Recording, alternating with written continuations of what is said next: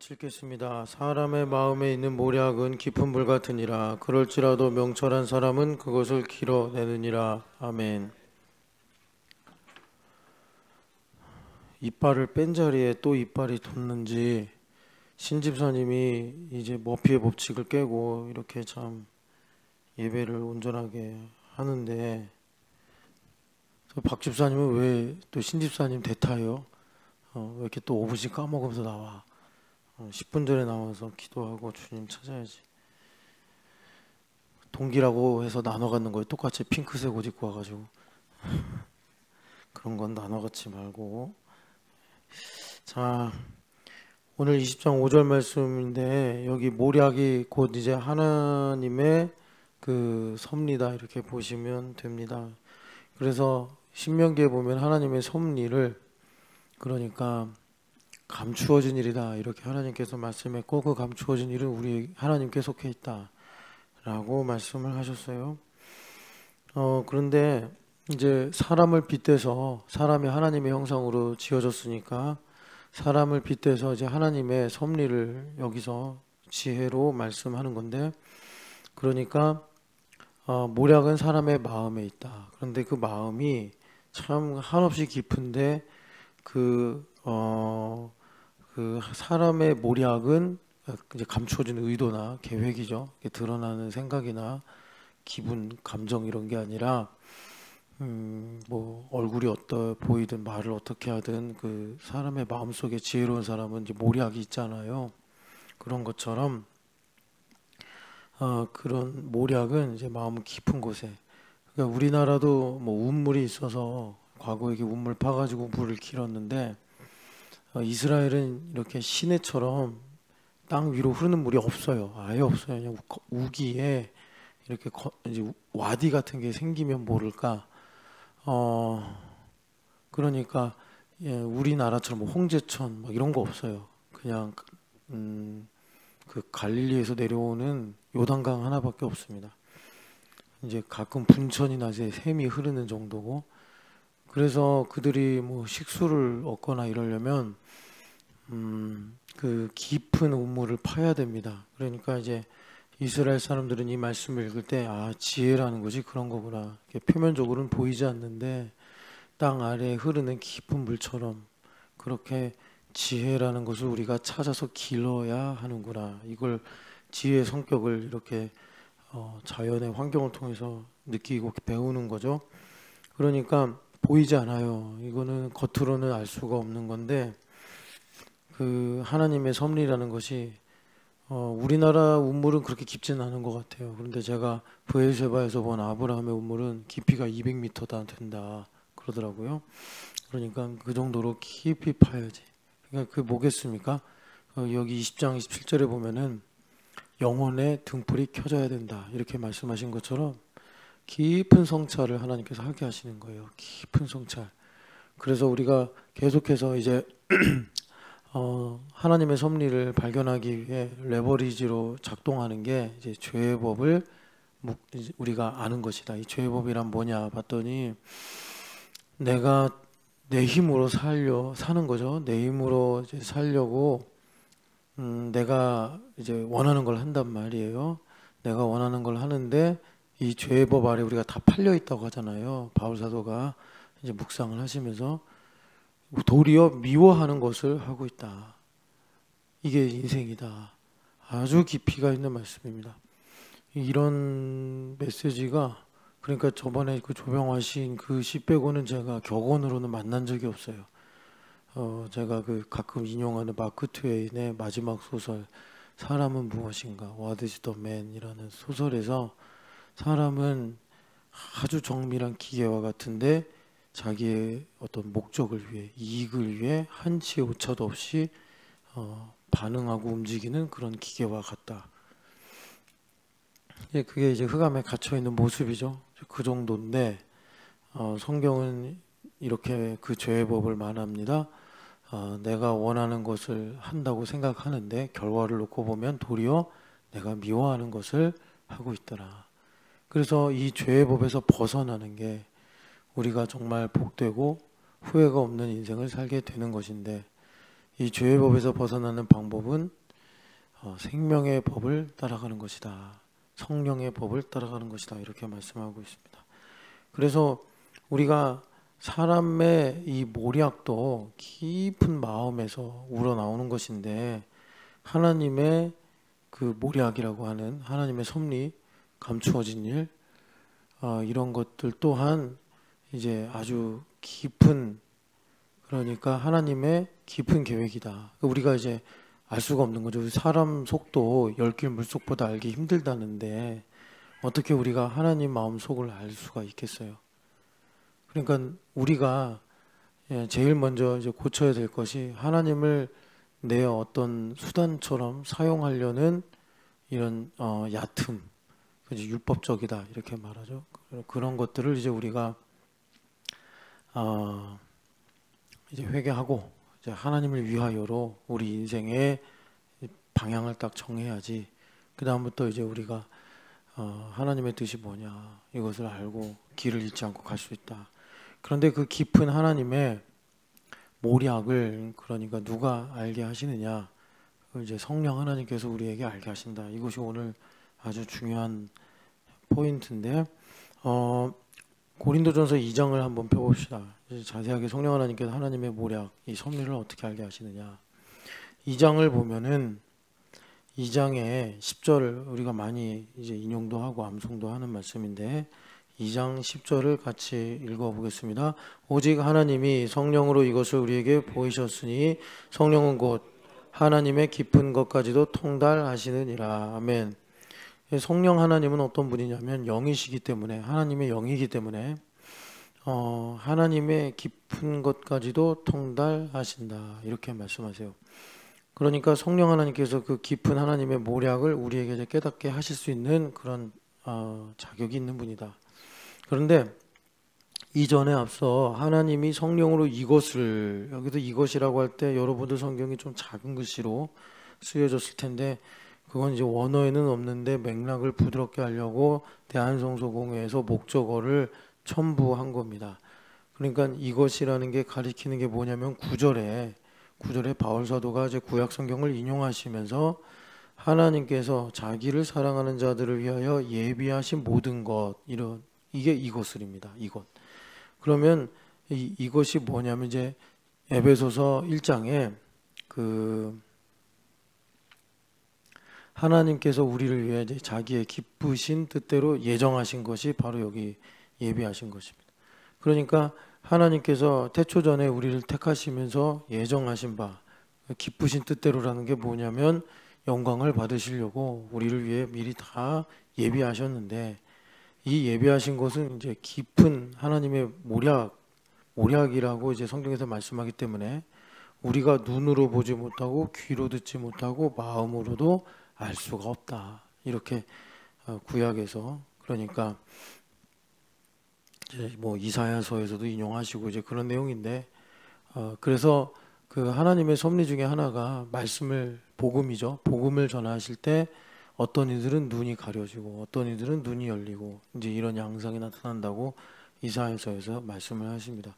그래서 하나님께서 자기를 사랑하는 자들을 위하여 예비하신 것, 모든 것, 그 모든 것을 성령 하나님께서 우리에게 알려주신다. 성령 하나님을 우리가 이제 보혜사다라고 예수님 가르쳐 주셨는데, 보혜사가 오셔서 하나님께서 나의 인생에 나를 사랑하셔서, 이 말과 동일한 말이 하나님께서 나를 통하여 영광을 받으시려고. 그러니까 하나님의 사랑이 뭔지 아시겠죠? 하나님의 사랑은 나를 행복하게 해주고 즐겁게 해주는 게 아니라, 하나님의 사랑은 절대적인 사랑이에요. 하나님의 사랑에는 어둠이나 미움이나 뭐 진노 이런 게 전혀 없는데, 왜 그런 게 없냐면 하나님 우리를 사랑하시면 그 사랑이 무엇이냐? 나를 통해 영광을 받으시길 원하신다. 이게 하나님의 기뻐하시는 뜻이에요. 그러니까 하나님께서 나를 통해 이렇게 영광을 받으시길 원하시는구나를 깨닫는 것이, 내가 하나님의 사랑을 입는 거예요. 우리는 내가 원하는 걸 갖거나 뭐 달라고 해서 응답받는 걸, 이제 하나님 날 사랑하신다, 뭐 성경 예배하다가 마음이 좋아지고 이러면 하나님 날 사랑하신다, 그것도 사랑이긴 사랑인데, 여기 지금 깊은 것을 얘기하잖아요. 깊은 것. 그러니까 그런 건 얕은 거란 말이에요. 우리가 호세아서에 보면 하나님을 아는 지식이 없어 망한다 그러면서 탄식하시는 것이 하나님께서 우리 들으라고 하는 말씀이죠. 너희의 나를 향한 사랑은 왜 그렇게 쉽게 없어지냐. 그러니까 뭐 주님을 위해 살겠습니다. 우리가 신앙생활 하루 이틀 하지 않고 5년 10년 정도 길게 하면 주님을 위해 살겠습니다. 오늘 아침에 그랬는데 저녁이 돼가지고 뭐 기분 나쁜 일 하나 생기면 아니 그냥 막 내 마음이 아니 그 사랑 그 은혜 그 감격은 다 어디로 사라지고 그냥 사막처럼 메마르고 거친 돌밭처럼 딱딱해져가지고 아니 뭐 온데간데 없어요. 그러니까 하나님은 우리를 보실 때 항상 자비로우시고 긍휼로 보시는데 심지어 호세아에서 말씀하시는 것처럼 우리가 아드마 같고 스보임 같은데도 우리 하나님은 너를 잊는 게 내게 고통이기 때문에 사실 하나님은 고통이 없으신데 우리를 잊을 수 없는 하나님의 그 긍휼을 그렇게 이제 표현을 하시는 것입니다. 그런데 또 불구하고 우리는 민수기에 나오는 이스라엘 백성들처럼 뭐 조금 내 마음대로 부추 먹고 싶다고 화내고 수박 먹고 싶다고 속상해하고 막 약간 좀 우스운 얘기 같은데 우리가 그러고 살아요. 거울이에요, 거울.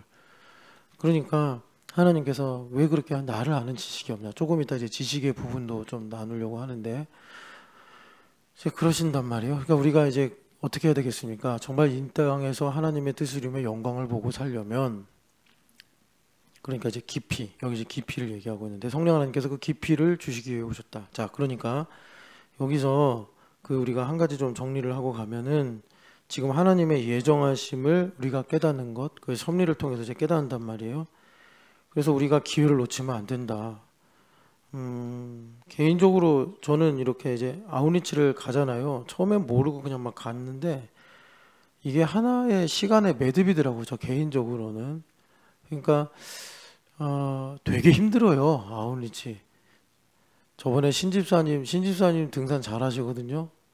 깡다구도 있고 체력도 있으셔서 신집사님 등산하고 뭐 힘들다 이런 얘기 한 적이 없는데 지지난번에 운악산 한번 갔다 오더니 힘드네 그러더라고요. 박인미 집사님도 한번 우리 주말 캠프 따라와서 하루 종일 이렇게 이제 아우니치 갔다 오더니 야 이거 힘드네요. 진짜 힘들어요. 되게 힘들어.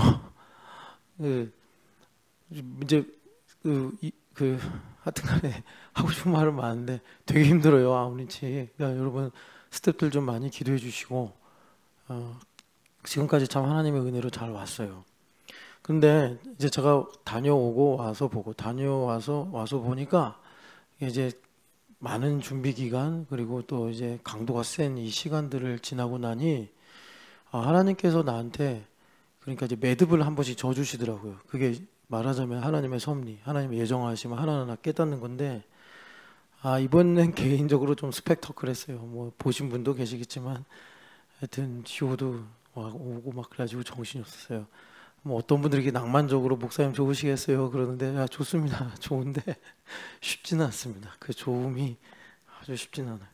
여하튼간에 그래서 이번에도 하나님께서 다녀오면 이렇게 알게 하시겠구나. 여러분들 각자에게도 그런 카이로스들이 있습니다. 카이로스들이 보통 이제 그런 일을 하나님께서 행하실 때는 하나님께서 하늘을 보고 날씨를 분별해라 하신 것처럼 나를 겸손케 하시는 사전 작업이 들어가시고 그러면서 이제 하나님께서 오늘 이제 결론적으로 말씀을 듣겠지만 나에게 이제 레마를 선물로 주셔가지고 하나님의 나를 향한 예비하심이 이런 거였구나 한 페이지를 넘겨주시는 거예요. 자, 그래서 우리가 지금 성령 하나님 오셔서 우리에게 깊이를 주시는데 이게 보혜사란 말이에요. 그 깊이를 알려주시는 것이 우리를 위해 예정하신 바를 이제 알게 하신다. 예정하신 바. 근데 이 예정하신 바가 뭐냐 봤더니 그러니까 하나님의 기뻐하시는 뜻을 좇아서 예정하셨다. 그러니까 하나님께서 나를 통해 받으실 영광을 내가 이제 깨닫는 겁니다. 그러니까 영광을 본다 이렇게도 말하는데 이게 빛의 이미지로 오니까 영광을 본다 이렇게 말하는데 사실 이제 영광은 깨닫는 겁니다. 하나님께서 나를 통해서 이런 뜻을 이루시려고 하는구나를 깨닫는 게 이제 하나님의 영광을 보는 거고 이제 하나님의 영광을 깨닫는 거예요. 영광이 두 가지 히브리어 단어가 있어요. 지금까지 제가 다 보진 않았어요. 하나는 perfect beauty, 완전한 아름다움. 그러니까 여러분들 뭐 우리나라에도 유명한 피아니스트들 있잖아요. 제가 피아노에 대한 조예가 깊지 않아서 저는 잘 모르겠는데 그분들 젊은이들 있잖아요. 되게 유명한 사람들 그분들의 연주를 들으면 그렇게 다르대요. 근데 저도 한번 느끼고 싶어서 들어봤는데 저는 그 세계는 아직 잘 모르겠어요. 그런데 그 아마 그런 느낌인 것 같아요. 완벽하구나. 그런 느낌. 이제 그 연주를 들으면 완벽하다. 아주 순간이잖아요, 순간. 어떤 미술 작품을 볼 때, 정말 완벽하다. 그런 느낌을 받으니까 우리가 이제 훌륭하다. 뭐, 이렇게 이제 말하는 거잖아요. 그러니까 예술가들이 그런 걸 추구하는 건데, 그래요. 그래서 이 영광, 하나님의 완벽함. 그리고 영광에 또 하나가 있는데 뭐냐면 무게라는 뜻이 있습니다. 제가 이게 참 이해가 좀 안 됐어요. 무게. 무게라는 명사가 있는데 이거를 영광으로도 써요. 그러니까 제가 왜 무게가 영광이지? 영광은 영적인 건데 왜 무게가 있다고 하시지? 했는데 제가 주일날 이제 하나님의 영광이 비출 때 이 나뭇잎파리 사이로 이렇게 딱 뚫고 들어오는 여린 햇살과 같다 이렇게 말씀드렸잖아요.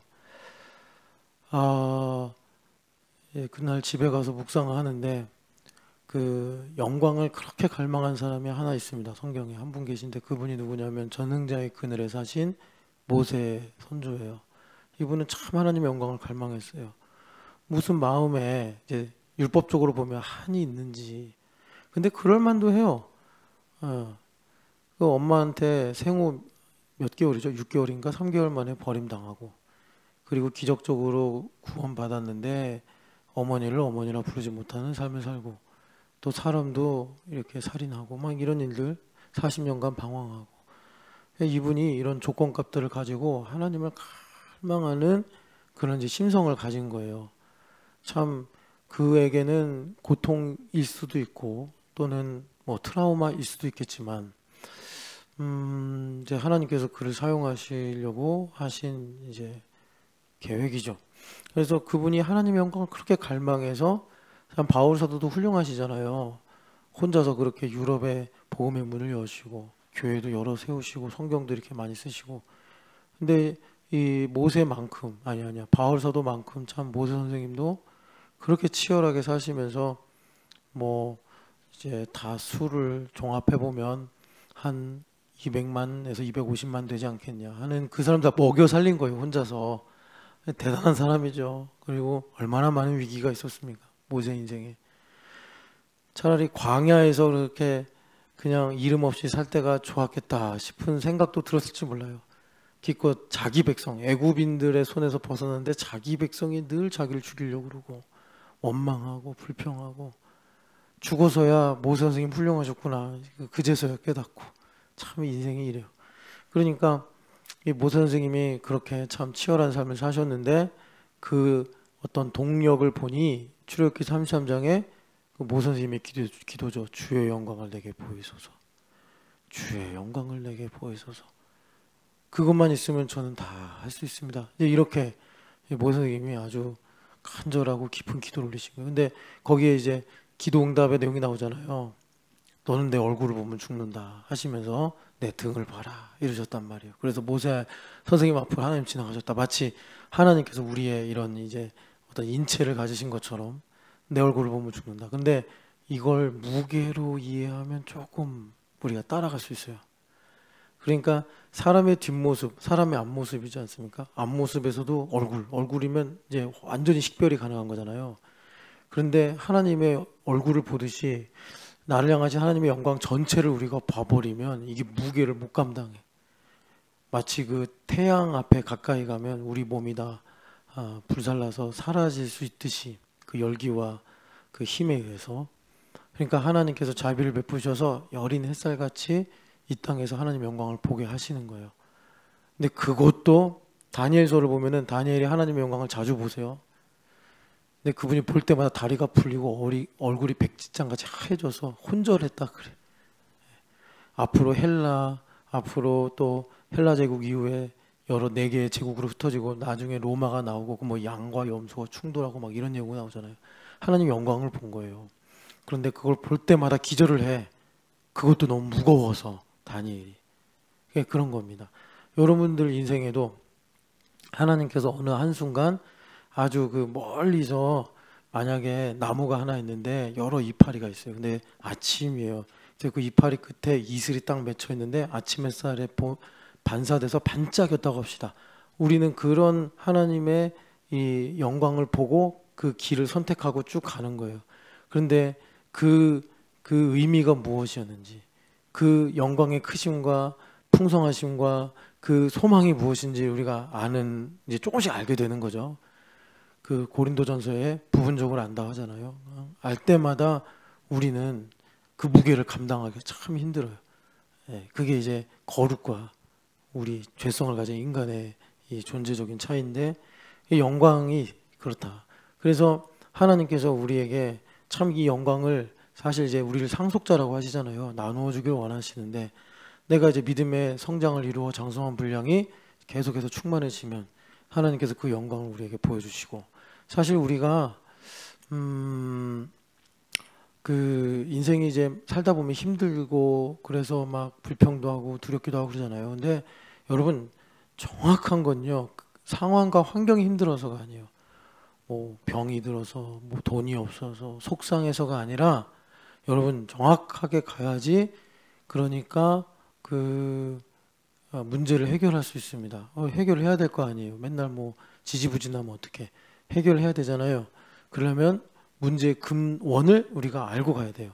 왜 힘든가? 영광을 우리가 못 봐서 그래. 영광을 못 봐서. 딱 이거예요. 여러분, 우리는요 세포로 이루어져 있지만 영으로만 하면 하나님을 찬양하라고 지음받은 존재. 그렇기 때문에 우리가 인생에서 불행감을 느끼는 건 영광의 문제지, 돈이나 인생의 무슨 뭐 여러 가지 복잡한 사연 때문에 힘든 게 절대 아니에요. 우리는 그렇게 느끼고 그렇게 봐왔고 그렇게 배워왔는지 모르지만 성경은 우리에게 비밀을 하나 가르쳐 주는데, 너희는 본질적으로 하나님의 영광을 위해 지음받은 존재야. 영광만 있으면 다 돼요. 모세님이 어떻게 보면 80년을 기다리신 거잖아요. 우리 80년도 살아보지 못했는데 모세 선생님은 80년을 기다려서 자기가 무엇을 위해 모세가 됐는가, 무엇을 위해 이 땅에 왔는가, 어디로 가야 하는가를 그때 이제 알게 하신 건데, 우리는 교회가 되면서 사실 그걸 이루어진 사실을 믿고 살고 있는 거고요. 그런데 그분이 그거를 아는 때쯤에 하나님께서 그분에게 가르쳐 주신 비밀, 진리가 뭐냐면 영광을 보여주소서, 이겁니다. 그래서 성령 하나님께서 우리에게 오셔서 하나님께서 나를 위해 예비하신 것이 무엇인지를 살아가면서 발견하게 될 때 우리는 이제 하나님의 영광을 알게 된다. 그런데 여러분, 그 요한복음 14장에 보면은 보혜사이신 성령 하나님께서 오셔서 한 일을, 장래일을 가르쳐 주겠다 해서 요거 예정하신 거 조금 이제 주님께서 살짝 비추세요. 장래일을 알게 하시겠다. 진리의 영이 오셔서 너에게 장래일을 알게 하시겠다. 이거는 뭐 요즘에 사람들이 뭐 타로 보고 사주 보고 해가지고 미래를 맞추는 그런 장래일이 아니고, 그 미래 맞추는 것도 아니죠. 사기치는 건데, 요즘에 진짜 우리가 열심히 기도해서 빨리 캠퍼스 청년들에게 교회됨의 복음을 전해야 되는데, 왜냐하면 제가 이렇게 이제 사람들한테 들어보면은 청년들이 점쟁이한테 가서 상담을 받는데요. 아니, 상담받을 게 없어서, 우리 교회도 상담사들 이렇게 많은데 점쟁이한테 가서 저는 어떻게 살아야 됩니까? 상담받는데. 참, 우리가 빨리 복음 전해야 되겠죠. 교회됨의 복음이 그 문이 열리도록 여러분 공의가 빨리 충족이 돼야 되는데, 뭐 빨리빨리 한다고 빨리 되는 건 아니지만 우리가 또 느긋하면 안 되겠고. 그래서 성령 하나님께서 예정하심을 가르쳐 주시는데, 그 요한복음 14, 15, 16장에 성령 하나님께서 오셔서 하는 일을 예수님께서 딱 반복하면서 여러 모양으로 말씀하신 것이 뭐냐면, 예수님에 대해서 알려주겠다, 이렇게 말씀하십니다. 내가 너희들에게 말한 것과 가르친 것을 생각나게 하겠다. 이 세 가지가 딱 이제 하나입니다. 하나. 그러니까 우리가 예수님의 살과 피를 먹는다는 건 뭐냐면, 나의 인생에서 예수님을 발견해서 내가 예수님과 뗄래야 뗄 수 없는 하나가 된다는 건데, 그게 뭐냐 봤더니, 하나님께서 나를 위해 영원전에 이렇게 계획하시고 예정하셔서 섭리하시는 걸 발견하는 것이고, 그것을 통해서 우리가 나의 삶에 하나님께서 두셨던 하나님의 영광을 발견해 나가는 것이다. 주님께서 이렇게 말씀하세요. 이것을 지금 우리가 읽은 잠언에서 하나님의 모략이다, 이렇게 말해요. 하나님의 모략이다. 영어 성경 보시면 이 모략을 다양하게 번역하고 있습니다. 여러분들이 보시면 좋겠는데, 대표적으로는 카운슬이라고 번역을 합니다. 카운셀러. 우리 교회 상담사들이 정말 기도 많이 해야 되는데, 김현빈 뭐가 수틀렸는지 삐졌는지 새벽 예배를 뭐 이렇게 그런 건 절연하면 안 되고 계속 해야 되는데, 제가 가끔 말해도 요즘에 새벽 예배 잘 안 나오더라고요.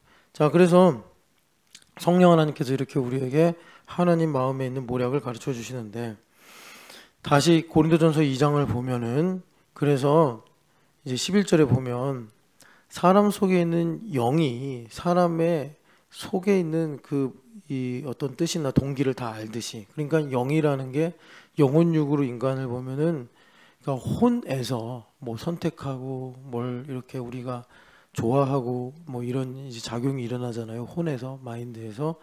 그런데 그런 것들이 다 영의 차원에서 움직이는 거예요. 영의 차원에서. 그래서 그 영의 차원의 가장 깊은 곳에 있는 것이 하나님과의 관계입니다.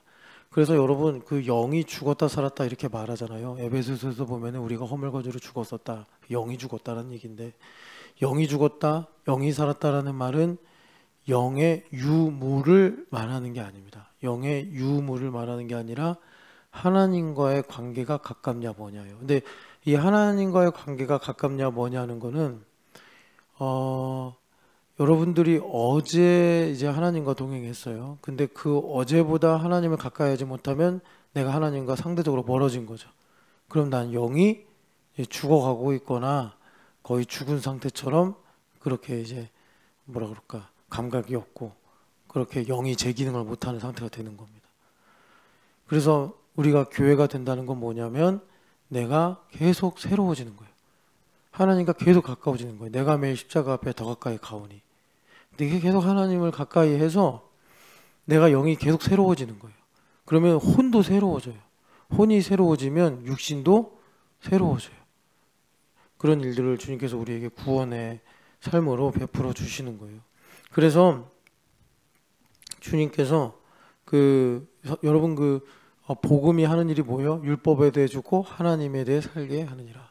그래서 복음은 나에게 계속해서 믿음에서 믿음에 이르게 하는, 믿음의 진보를 계속 이루게 하는 거예요. 그래서 여러분, 혹시 이런 경험을 하셨으면 꼭 이걸 기억하십시오. 뭐냐? 새벽에 말씀 들을 땐 믿어져. 근데 집에 가면 이상하게 굳어지네. 내가 목사님한테 말씀 들으면 이해가 되고 믿어져. 그렇게 하고 싶어. 그런데 시간이 지나면 또 굳어지네. 그 왜 그런 거라고요? 1번, 믿음의 진보가 멈춰서 그래요. 우리는 그냥 믿음을 정적인 것으로 보는데, 야고보서에도 말하는 것처럼 믿음은 절대로 정적인 것이 아닙니다. 믿음은 때로는 막 이렇게 우주 공간을 그 웜홀이라는 걸 통해 돌파하잖아요. 그런 것처럼 눈 깜짝할 사이에 차원을 넘나드는 것이 믿음이기도 하고요.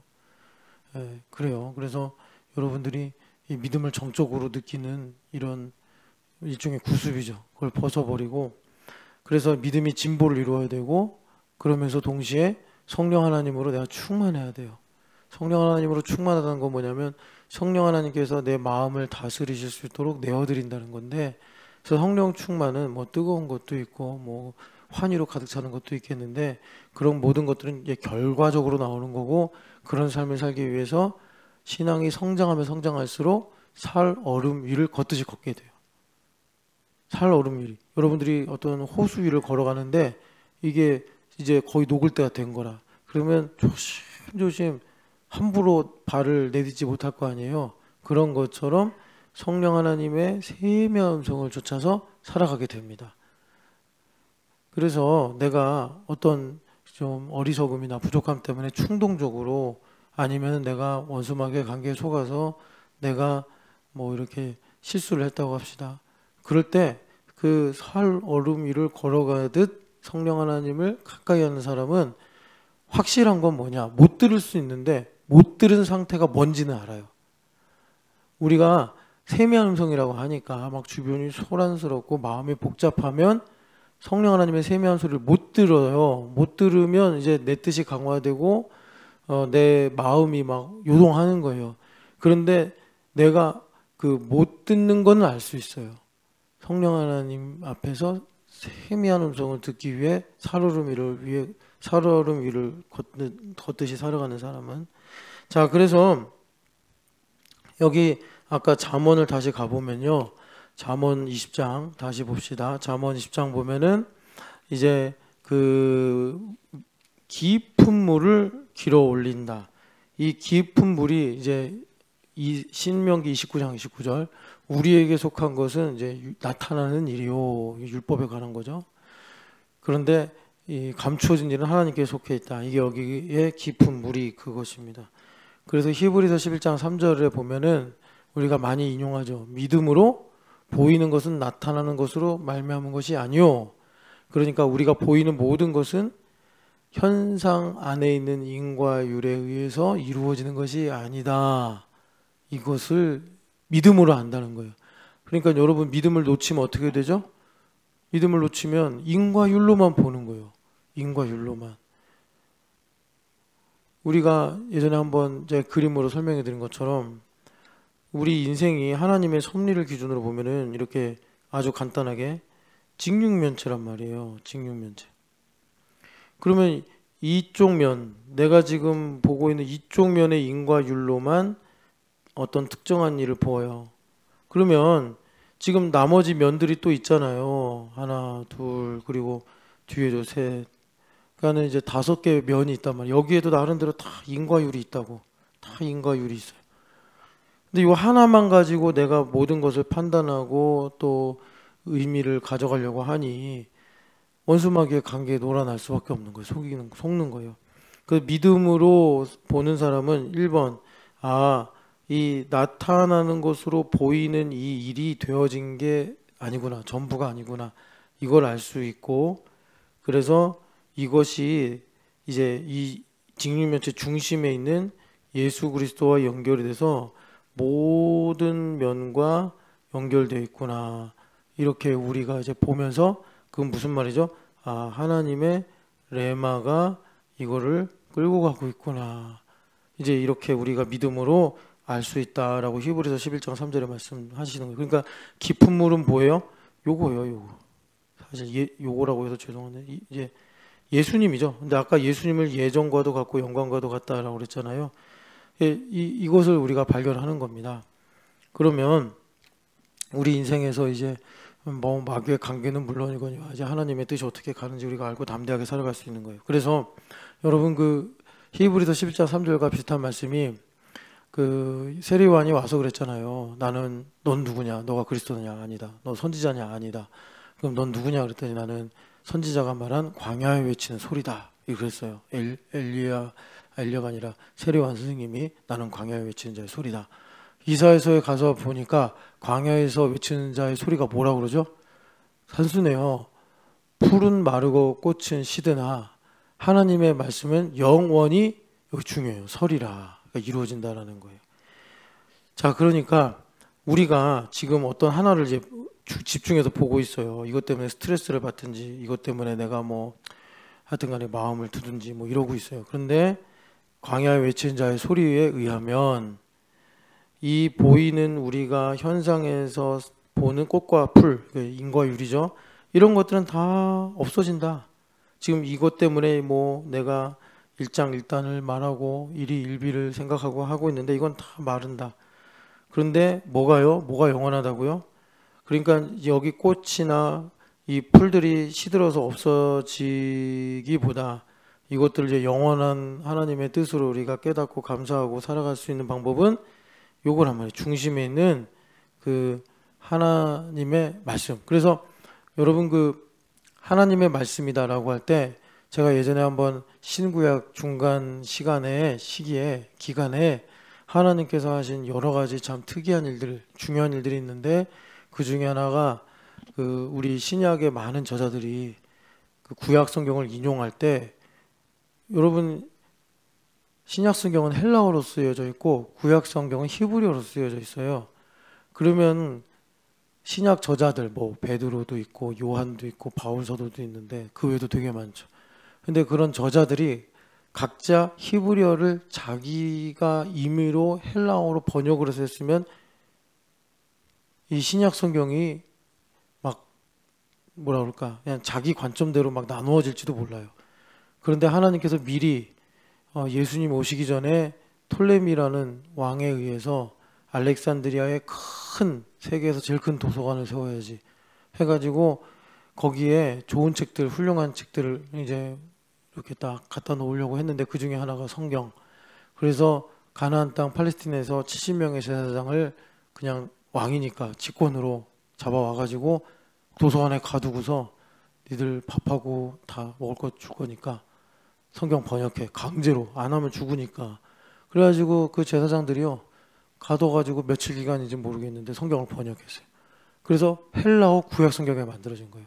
그래서 신약 저자들이 구약을 인용할 때 그 헬라어 구약 성경을 가지고 인용을 다 해버린 거예요. 그래서 성경의 통일성을 하나님께서 만드신 거예요. 이게 참 성경에는 기록이 안 됐지만 역사에서 아주 중요한 사건인 거죠.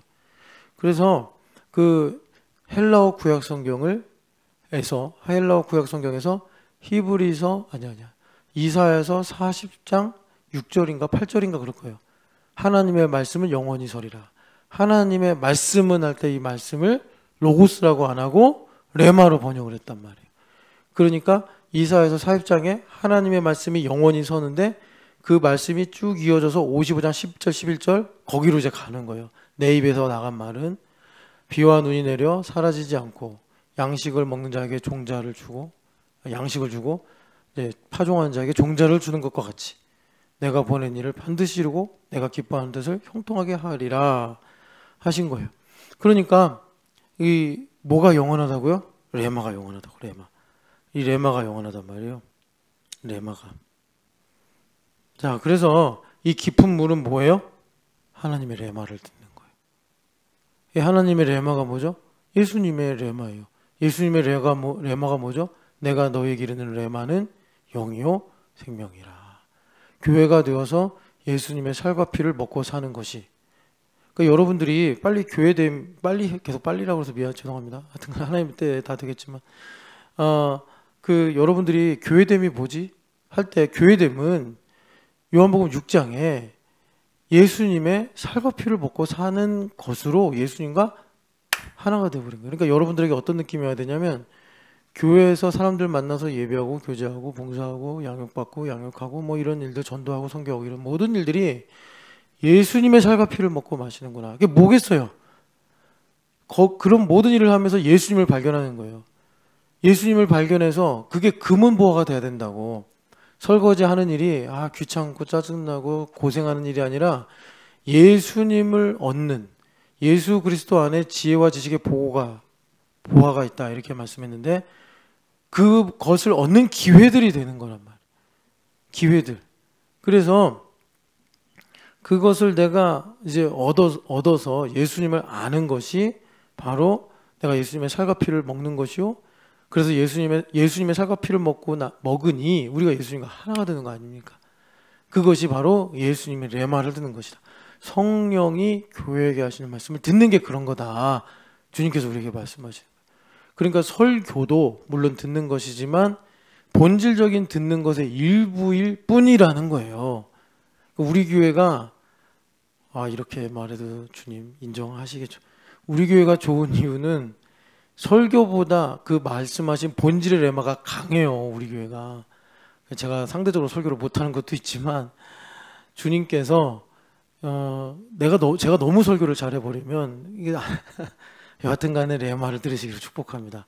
그래서 예수님의 살과 피를 먹는 것보다 예수님을 얻고 예수님과 하나 되는 것을 위해 더 좋은 게 어디 있어요? 예수님을 먹는 것보다 차라리 예수님과 하나 되려면 먹으면 되잖아요. 근데 그게 교회됨이라니까요. 여러분들이 여기 와서 뭐 휴지를 하나 줍는 거라든지 뭐 누가 에어컨을 끄고 가서 에어컨을 끄는 거라든지 이런 사소한 모든 일부터 우리가 교회에서 하는 본질적인 5가지 활동이라고 하는 예배부터 전도 선교까지 이 모든 것이 다 예수님의 살과 피를 먹는 거란 말이에요.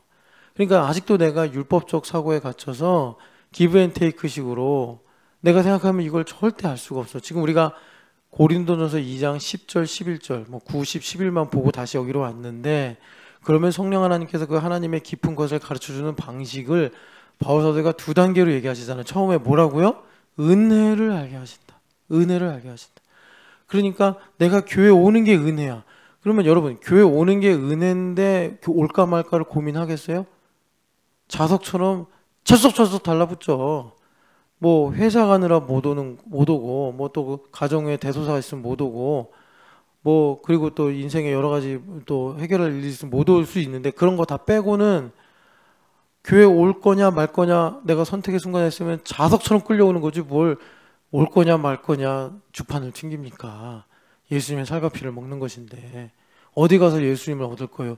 예수님이 제일 좋은 거라니까요, 여러분. 세상에서 지혜와 지식의 보고라고 골로새서 2장에 나오지 않습니까? 그래서 그것이 하나님의 레마를 듣는 것이다. 나로 하나님 마음에 있는 깊은 물을 길어 올린 것이다. 그러니까 내가 하나님의 마음 속에 있는 깊은 물을 길어 올리는 것을 이제 시편 1편에 전도사님이 그 시청각 교재로 그림을 그려서 주일학교 아이들에게 설교를 하시는 것처럼, 얘들아, 이게 신균내가에 심겨진 나무야. 그런데 이 나무에 비밀이 있다.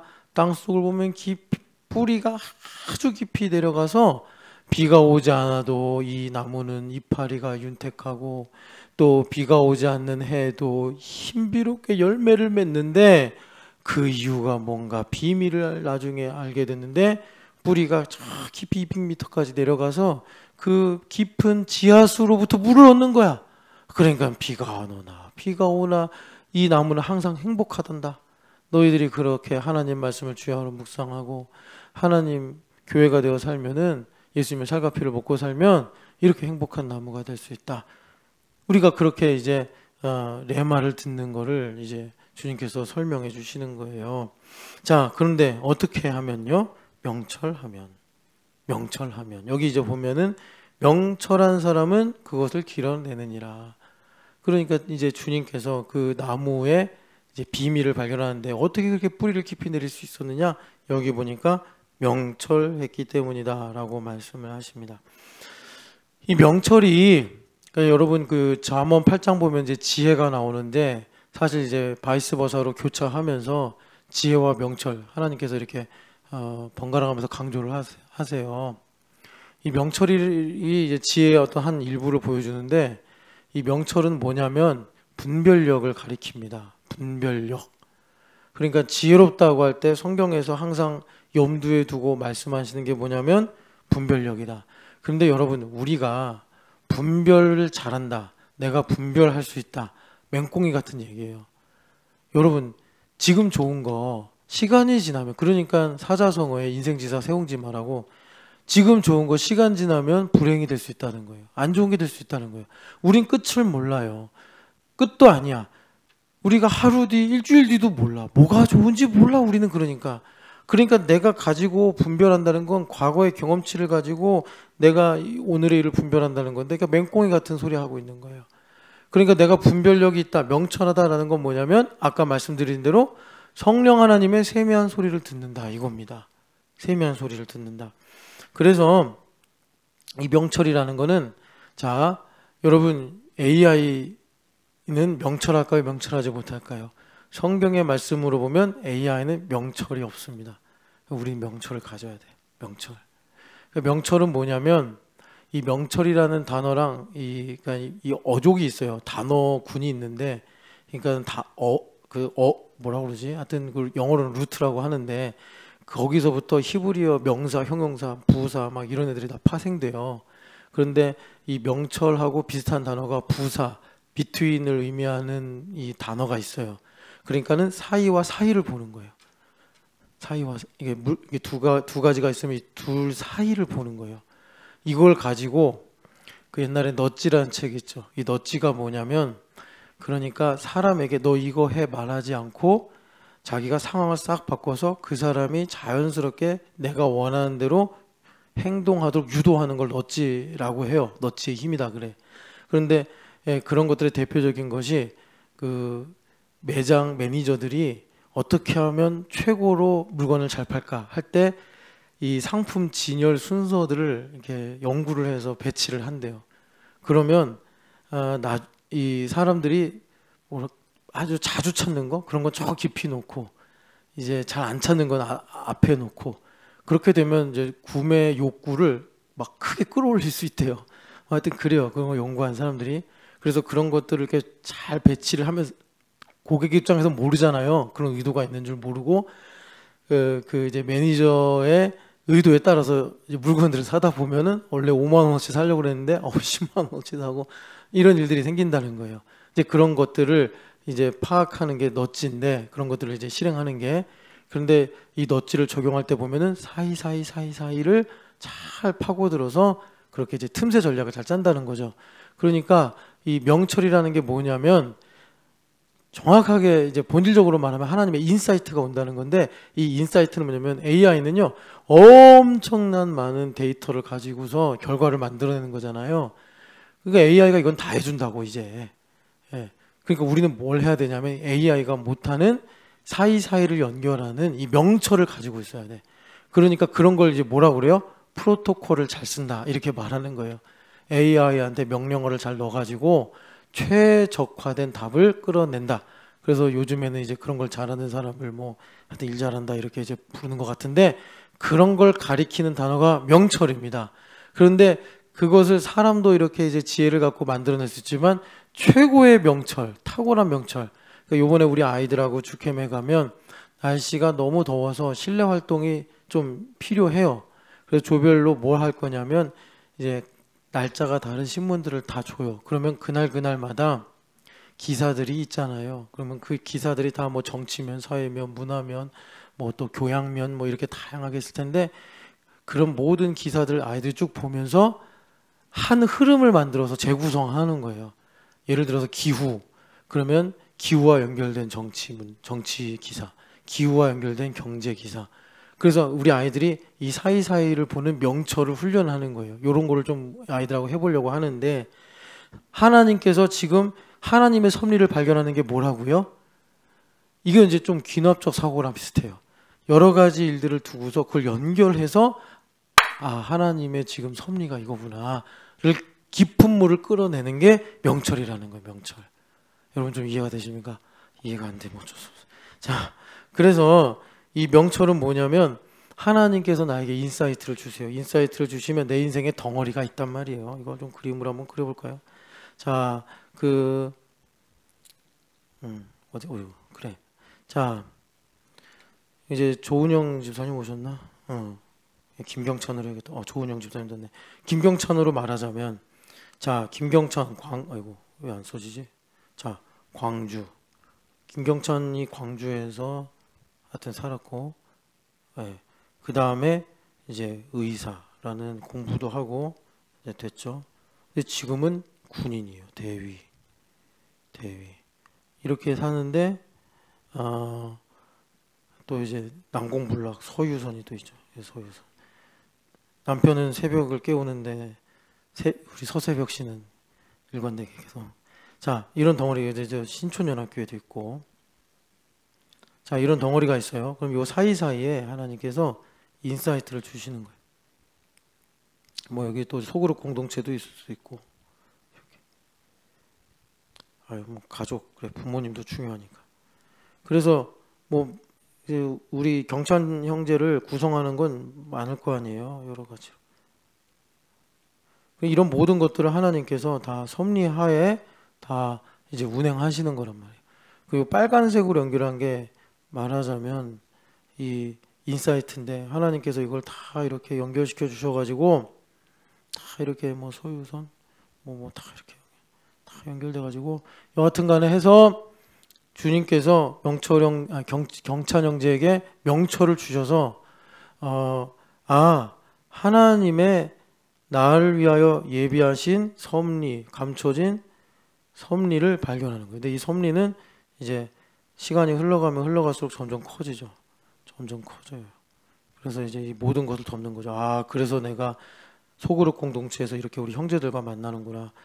좀 더 커지면 그래서 하나님께서 광주에서 그렇게 고등학교 다니게 하시고 그런 내가 어린 시절 그 교회에서 이렇게 배우게 하신 거구나.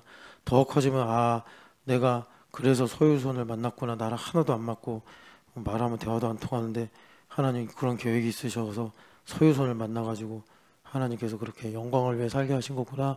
이렇게 주님께서 섭리를 알아가게 하신다. 이런 게 이제 명철이다. 그래서 여러분 명철이 왜 중요하냐면 아까 말씀드렸잖아요. 파워 오브 저지먼트라고 선택하는 분별하는 힘이에요. 그래서 명철이 우리에게 매 순간 어떻게 작용하냐면 어제 말씀드린 것처럼 우리 주 하나님께 감사리로다. 그 로마서 7장 24절에 오라 나는 공고한 사람이로다 이 사망의 몸에서 누가 나를 건져냈고 했는데 그 다음에 우리 주 그 예수 그리스도께 감사리로다. 그리고 뭐라 그래요? 예수 그리스도로 말미암아 하나님께 감사리로다. 마음으로는 내가 하나님의 법을 섬기고 육신으로는 죄의 법을 섬기노라. 누가 건져내는 거예요? 내가 선택하게 달린 거예요.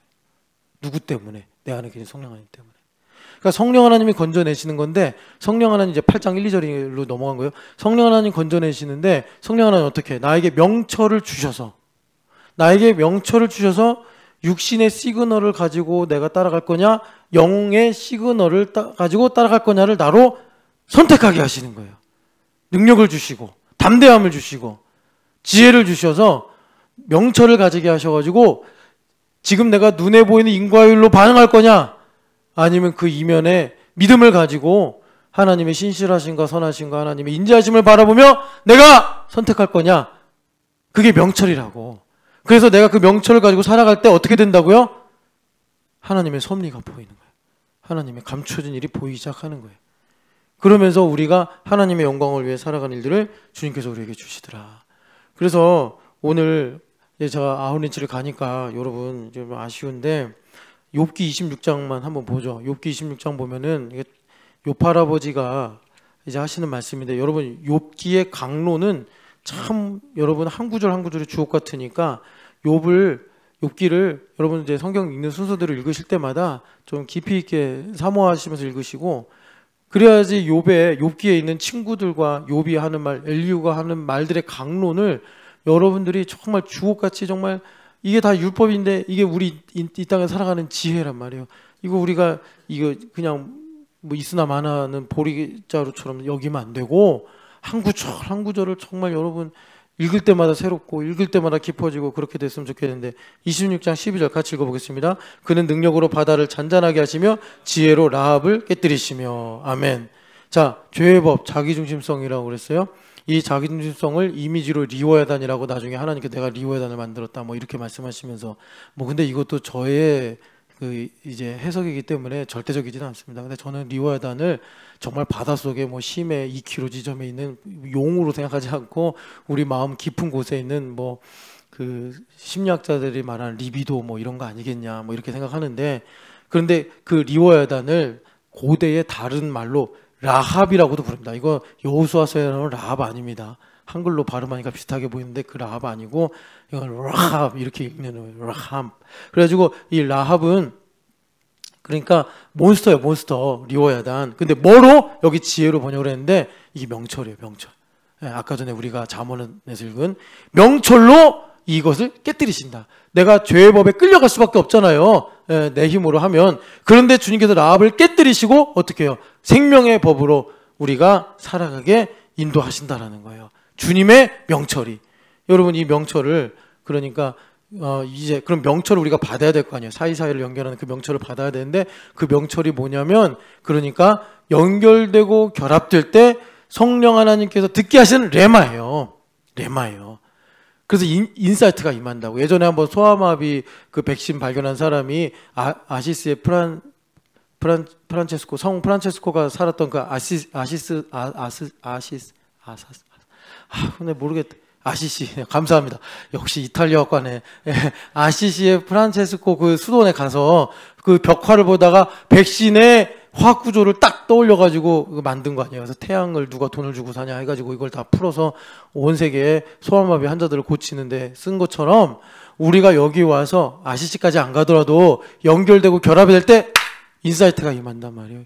그래서 하나님의 깊은 물을 내가 끌어올리면 거기에 여러분 우리 아이들을 내가 어떻게 가르칠지, 사업을 어떻게 해야 될지, 내 인생의 문제를 어떻게 해결해야 될지, 하나님 나를 통해 무슨 영광을 받으실지 깨닫고 우리가 이 땅에서 하나님의 영광을 위해 살아가게 되더라라는 것입니다.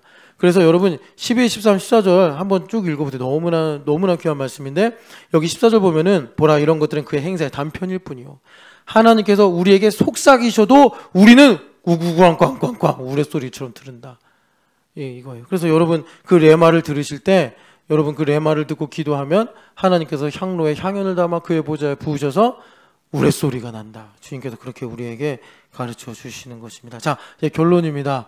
결론은 뭐냐? 자, 그래서 이 모략을 어떻게 얻어요? 자, 고린도전서 2장을 보겠습니다. 고린도전서 2장을 보면 2장 보면은 16절 상반절만 읽어보겠습니다. 누가 주의 마음을 알아서 주를 가르치겠느냐? 자, 그 무슨 말이에요? 누가 모사가 돼서 주님을 가르치겠느냐? 주님의 모략을 누가 알겠냐? 그 깊은 이치를 누가 알겠냐? 이거를 지금 이제 그 이사야서에 있는 말씀을 인용을 해가지고 이사야서에서 독수리 날개치는 새 힘을 주실 거죠. 날개치는 아니라 원래 날개를 펴는 거라서요. 날개를 펴는 힘을 주셔서 이제 고도를 높이신다는 건데 그때 그 하나님의 지혜와 능력을 그 누가 모사가 돼서 하나님께 어드바이스를 하겠느냐, 카운셀링을 하겠느냐 이렇게 이사야 선지자가 말한 것을 지금 여기서 인용을 해서 누가 주의 마음을 알아서 주를 가르치겠느냐, 누가 주님 마음속에 있는 모략을 알겠느냐. 지금 내 인생이 걸어가고 있는데 이 걸어가는 현상 이면에 있는 하나님의 뜻을 누가 알겠느냐. 그런데 누가 안돼요? 우리가 안다. 누가? 우리는 누군데요? 그리스도의 마음을 가진 사람들이에요. 그리스도의 마음을 가진 사람들. 그리스도의 마음이 뭡니까? 너희는 이 마음을 품으라. 곧 그리스도 예수의 마음이니 그 마음이 뭐래요? 우리는 맨날 이제 2장 5절부터 쭉 뒤로만 이렇게 암송을 하는데 앞에 뭐라 그래요? 이 마음이 뭐래요? 주님께서 이렇게 우리 신촌여학교를 함수로 두시고 서유란을 나보다 나은 자로, 신영기를 나보다 나은 자로, 양이만을 나보다 나은 자로 여기는 것이 빌립보서 2장 5절부터 8절까지 말씀이에요. 이 마음을 품으라고 그리스도 예수의 마음이니 그는 하나님의 본체시나 동됨을 취할 것으로 여기지 아니하시고 오히려 자기를 비워 종형체를 가지사 사람의 모양으로 나타나셨느니라. 그래서 죽기까지 복종하신 그리스도의 마음을 우리가 무슨 수로 품어요? 예? 우리 마음 지키지도 못하는데. 그런데 어떻게 한다고요? 이 교회 가운데서 오늘 내가 신영기를 만나 신영기가 나보다 나은 사람이구나. 왜? 그 안에 그리스도가 계시기 때문에. 양이만이 나보다 나은 사람이구나. 왜? 그 안에 그리스도가 계시기 때문에. 그렇게 살아갈 때 주님께서 우리에게 뭘 주신다고요? 누가 주의 마음으로 주를 가르치겠느냐? 주님의 모략을 깨닫게 하셔서 명철을 주셔서 주님의 모략을 우리가 알게 하신다 말씀하시는 것입니다. 여러분 이 땅에 얼마 전에 제가 헤드라인을 봤어요. 이전에 모든 통계는 필요가 없다. 무슨 얘기예요? 기후 얘기예요. 날씨 얘기예요. 이전에 모든 통계는 필요가 없대요. 이제 우리 인생도 그래요. 여러분 하나님의 섭리를 하셔야 됩니다. 여러분 명철을 가지고 이 땅에서 깊은 물을 길러내시는 복 받으시기를 축복합니다. 사랑하는 하나님 아버지, 이 새벽에 우리에게 명철을 허락하여 주시옵소서. 교회됨을 주신 신비를 이루게 하여 주시옵소서. 하나님 아버지, 이 땅에 이 날씨를 분석하는 사람도 이전에 수많은 통계 다 소용이 없게 됐다고 합니다. 하나님 영적인 기상을 분별하게 하여 주시옵소서. 하나님 오늘도 교회에 왔사오니 주님의 마음을 부어 주시옵소서. 그래서 하나님 라합을 무찌르시고 깨뜨리시는 하나님의 지혜가 하나님 우리 가운데 있어 생명의 길 걸어가게 하여 주시옵소서. 부활하신 예수님의 이름으로 기도합니다. 아멘.